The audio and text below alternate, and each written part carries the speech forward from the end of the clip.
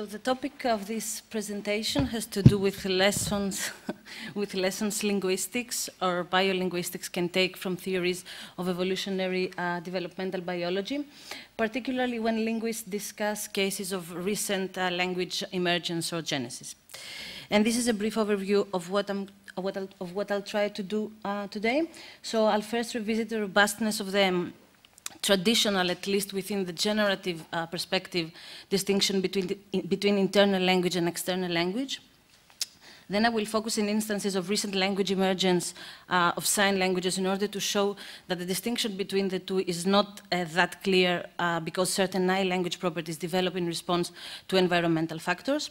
And then I will address properties of language emergence in relation to theories that come from theories of reciprocal causation and its construction in biology. So I'll start with the distinction between internal language and external language. The first refers to the speaker internal linguistic knowledge that reflects competence in a given language.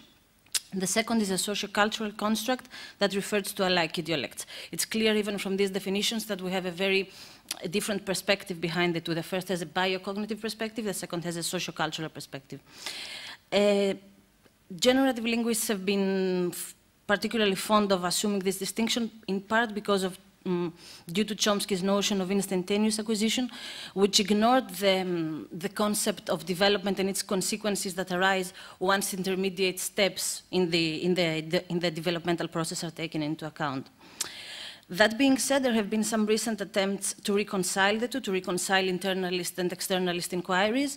The line of thinking in Mondal 211 assumed an interplay between biology and culture, pretty much in line with what Mark Pagel suggested yesterday when he said that our species is very adept it's very keen to adapt at the cultural level. Now, the first lesson from biology is that, on contrary to what one observes in the linguistics literature, where this distinction is quite robust, in biology, the link between the genetic makeup of an organism and the environmental influences that affect its development is made explicit when one examines the phenotypical properties of a language, of an organism, even in the case of language. And I think that the best quote that summarizes this point comes from Lewontin's The Triple Helix, where he wrote that human beings can speak because they have the right genes and the right environment. And this is the message from extended synthesis, where we know that genes determine the capacities of organisms, yet the limits of these capacities they are explored depending on how adequate the environmental triggers eventually prove to be. Which brings me to the second lesson from biology. Reciprocal causation is a fundamental principle by which an action is simultaneously cause and effect. And I think this relates to the I versus C language distinction, because in the case of language, it seems that reciprocal causation refers to the area of intersection between the two. That is, reflects the point where the development of I properties gets affected by E factors, by externalization-related triggers.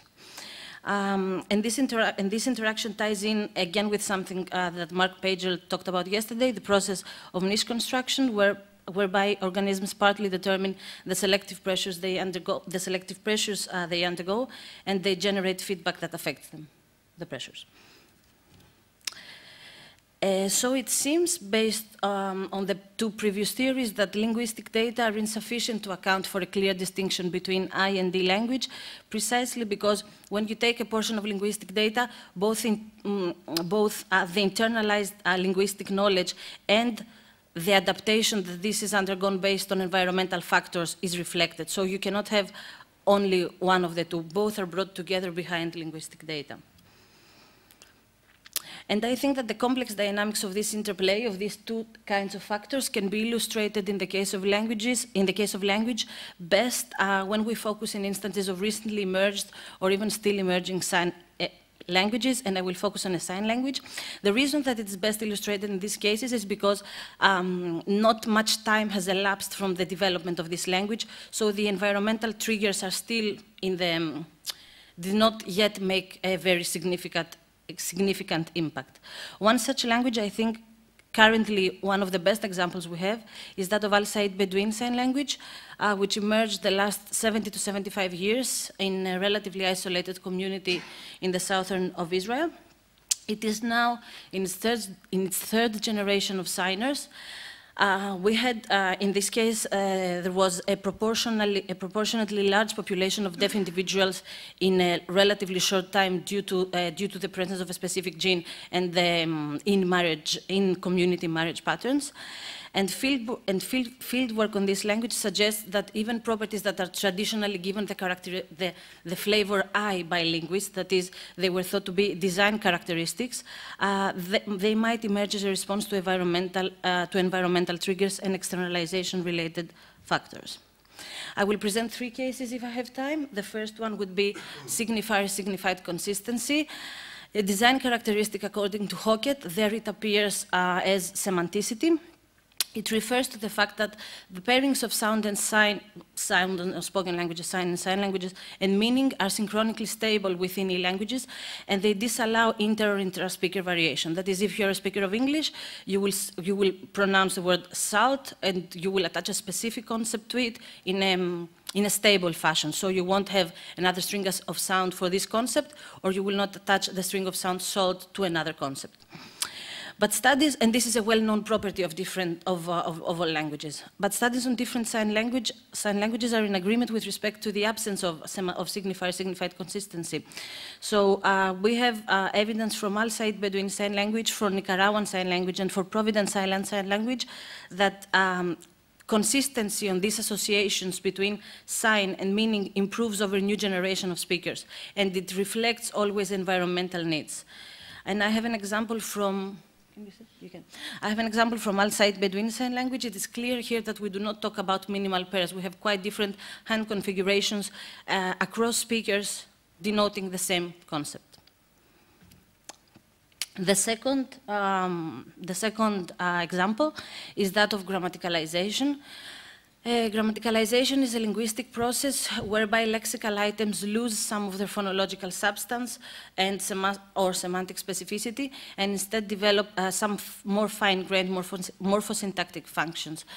Usually, it is like something, a content word turns into a grammatical word, a function word turns into a clitic, and then something like an inflectional affix.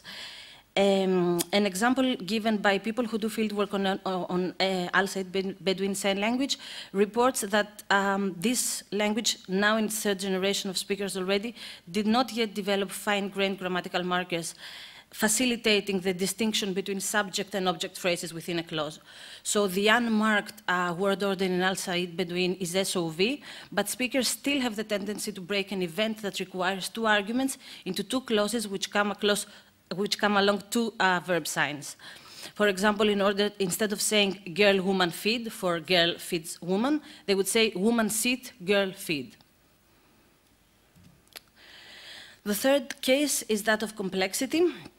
Now, grammaticalization is one of the ways of enhancing grammatical complexity in a language. And studies on ABSLs report a gradual emergence of complexity in prosodic and syntactic structure. So the example I think they had in their more recent article about syntactic structure is still the absence of overt complementizers. In terms of prosody, it is the different prosodic, the non-consistent prosodic markers in the end of in constituent boundaries.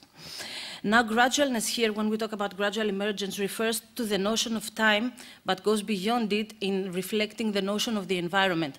But the environment is a cluster of factors. It has many sub-factors. So another factor is the regular influx of new speakers or signers, depending on the modality, in a community, which leads to rapid changes. Another example from Providence Island Sign Language is the distribution of speakers. So Providence Island Sign Language and Al Said Bedouin Sign Language had a similar kind of development, of emergence and of development. However, they did follow very different ways in the patterns they developed and in the process of their grammaticalization, precisely because the distribution of the speakers and the interaction as a result was very different. So the difference is observed with respect to time.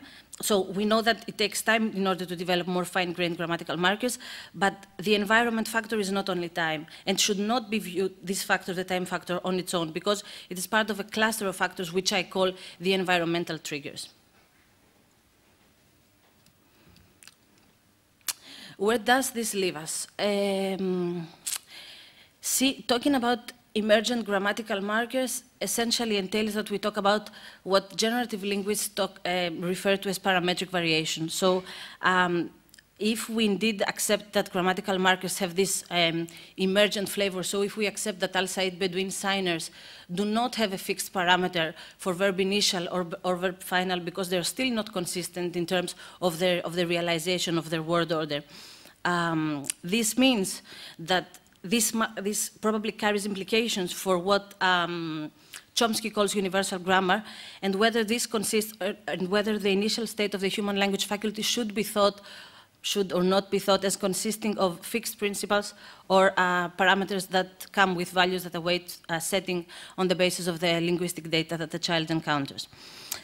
And if the goal is to reduce the role of the genetic endowment, which is the goal in Chomsky's article Approaching UG from Below, the analogies have to be drawn with the right flavor of Vivo Divo.